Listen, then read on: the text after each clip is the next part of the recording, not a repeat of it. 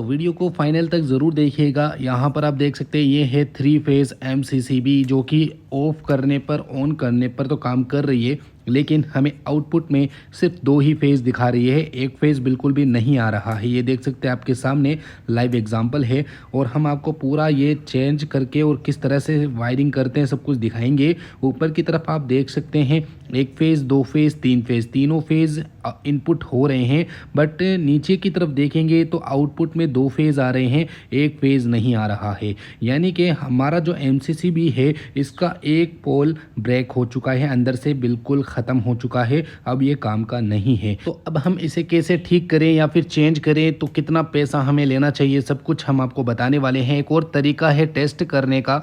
ये देख सकते हैं एक वायर लेंगे, दोनों फेज़ को भिड़ाएंगे, दोनों फेज़ को भिड़ाएंगे और इसको भिड़ाते हैं तो लाइट आ जाती है। तो अब आप कंफर्म हो जाएंगे कि हमारा जो MCCB है वह ही ख़राब है। ये देख सकते हैं फेज़ तो आ रहा है ओके, लेकिन यहाँ शॉर्ट करते हैं तब जा रहा है, लाइट चल रहा है। तो इसका मतलब हमारा MCCB बिल्कुल ब्रेक हो चुका है, इसका एक लाइन फॉल्ट हो चुका है, जिसकी वजह से मस्जिद की जो लाइट है वो चल नहीं पा रही है। तो हम क्या कर रहे हैं, इसके जगह नया MCCB लेके आए हैं। तो अब इसे इंस्टॉल कैसे किया जाता है, फिर हम आपको पेमेंट बताएंगे कितना लेना चाहिए। ये देख सकते हैं सबसे पहले आप MCCB को बंद कर दीजिए परमानेंट, और बंद करने के बाद जो आउटपुट का होता है लोड, यानी कि आपके घर में मस्जिद में जहाँ पर भी आउटपुट चलता है उनके वायर को सबसे पहले आप बाहर निकालें एक एक करके।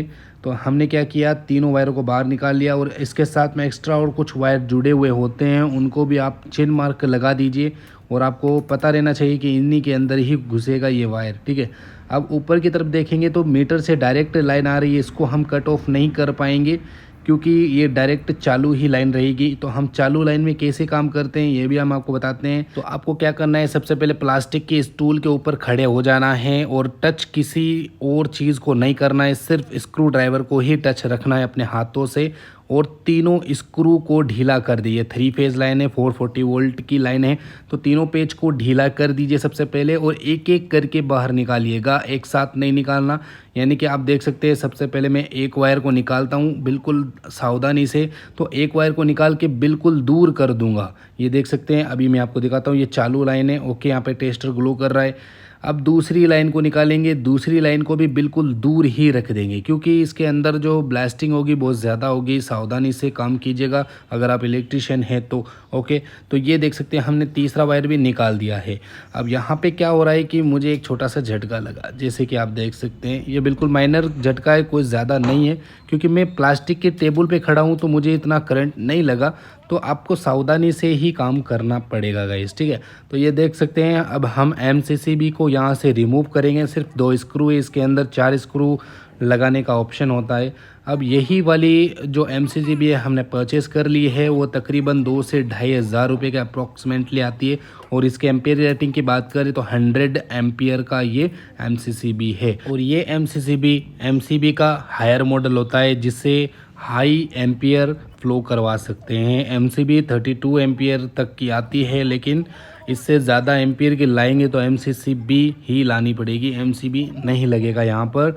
तो 100 एम्पियर का, जिस एम्पियर का आप लोगे उस हिसाब से प्राइस रेंज डिपेंड करेगा ओके। तो ये देख सकते हैं हमने इसे इंस्टॉल कर दिया, बिल्कुल वही साइज़ है, वही चीज़ है।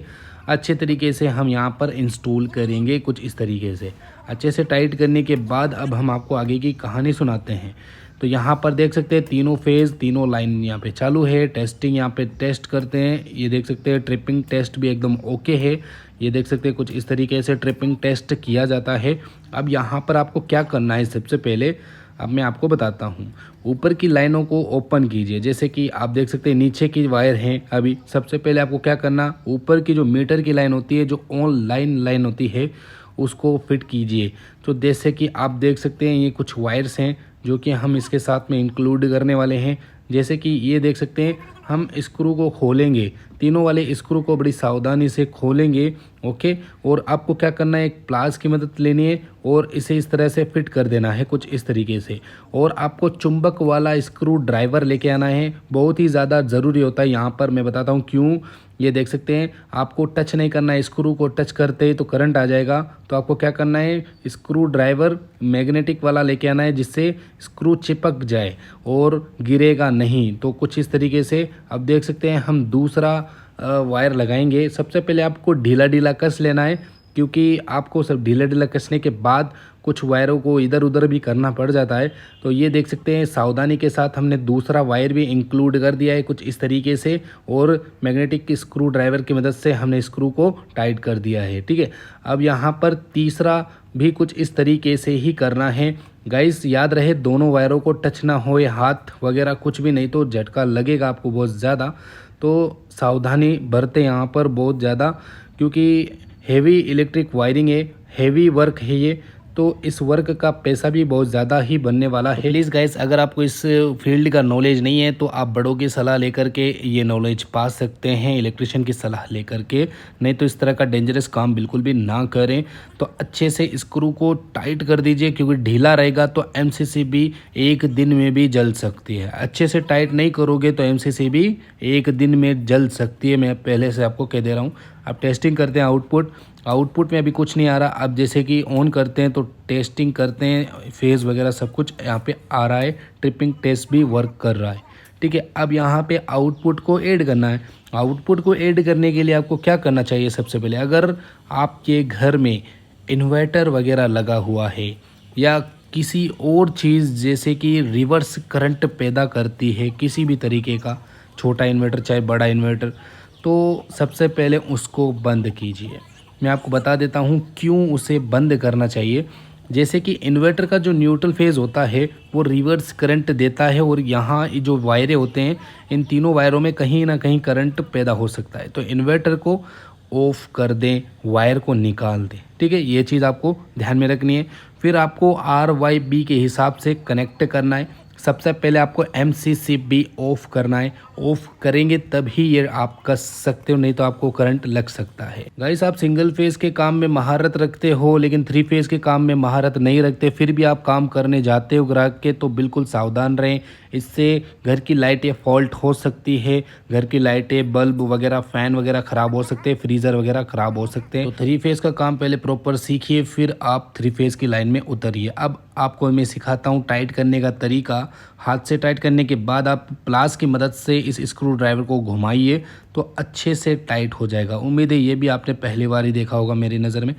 बहुत ही अच्छे तरीके से इसे इस तरीके से टाइट कर पाओगे आप। जितना आप अपने हाथों से करते हो उससे ज़्यादा आप इससे तरीके से ज़बरदस्त टाइट कर सकते हो।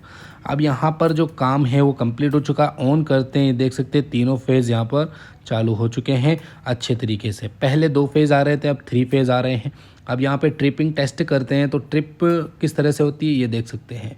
MCB ओवरलोड हो जाती है तो ट्रिप करेगा, और आउटपुट में देखिए पूरे फेज़ आ रहे हैं, ऊपर से भी पूरे फेज़ चालू हैं। तो गाइस, हमने काम लगभग कंप्लीट कर लिया है, और ये आपके भाई के हाथों का डिज़ाइन है जो कि आप देख सकते हैं मॉडल। इससे क्या हो रहा है बेनिफिट, यहाँ से एसियाँ वगैरह सब कुछ यहीं से चलता है। फ़ैन, बड़े बड़े फ़ैन जो होते हैं मस्जिदों के अंदर लगाए जाते हैं, मस्जिदों की जो एसियाँ हैं वो सब यहीं से ही चलाई जाती है। इसमें 2-3 लोगों के हाथों की मेहनत है। ओके, इसके बारे में कभी बात करेंगे। अब हम सेफ्टी की बात करते हैं यहाँ पर।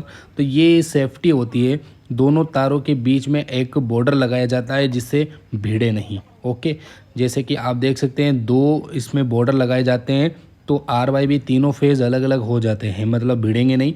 ये बहुत ही अच्छी चीज़ है, बहुत ही लगाना ज़रूरी है, क्योंकि किसी कारण से ये भिड़ सकते हैं। तो ये देख सकते हैं हमारा काम कंप्लीट हो चुका है कुछ इस तरीके से। तो ये 100 एम्पियर का आप देख सकते हैं MCCB है, और यहाँ पे पुश टू ट्रिप आप टेस्टिंग वाला ट्रिपिंग चेक कर सकते हो। अब एक और बात याद रखनी चाहिए, 100 एम्पियर का मतलब ये नहीं कि एक पोल पर आप 100 एम्पियर दे दोगे। तो आपको क्या करना है, सबसे पहले लोड टेस्ट करना है घर का या मस्जिद वगैरह का। तीनों फेज़ के अंदर बराबर लोड बांट दीजिए, कुछ एसियाँ अलग अलग फेज़ में, तभी ये अच्छी लाइफ देगा MCCB। नहीं तो क्या होगा कि आपका जो, अगर एक पोल पे आप ज़्यादा लोड चलाओगे, 2 पोल पे कम चलाओगे, तो MCCB ट्रिप और MCCB ख़राब होने के चांसेस बढ़ जाएंगे। तो बराबर लोड करके ही चलाएं। तो ये भी नॉलेज होना बहुत ज़रूरी है। उम्मीद है आपको पसंद आई होगी गाइस। रही बात गाइस पैसे की, तो मैंने यहाँ पे बिल्कुल भी पैसा नहीं लिया, क्योंकि ये मस्जिद का काम था, इसलिए हमने कुछ भी नहीं लिया। ऑब्वियसली अगर आप ग्राहक के कहीं पे भी कुछ भी काम करते हो और इस टाइप का अगर आपको काम मिल जाए तो आपको कितना पैसा लेना चाहिए मैं बता दूं, तो आपको 1000 से 1500 रुपये के अप्रोक्सीमेटली आपको ले लेने चाहिए, क्योंकि 1000-1500 रुपये में आप 3 फेज़ का काम कर सकते हो। सिंगल फेज़ में तो कम होता है और आप मार्केट में एनालाइज़ कर सकते हो आपके मार्केट में कि ग्राहक से मिस्त्री लोग कितना रुपये लेते हैं, उनको पूछा के जो भी जिस तरह से भी आपको एनालाइज़ करना है कर लीजिए, फिर आपको जितना पैसा होना चाहिए उस हिसाब से आप पैसा मांग सकते हो। चलिए दोस्तों, उम्मीद है पसंद आएगी, चैनल को सब्सक्राइब करें, इसी तरह से हमसे जुड़े रहें, नए नए वीडियो आपके लिए आते रहेंगे।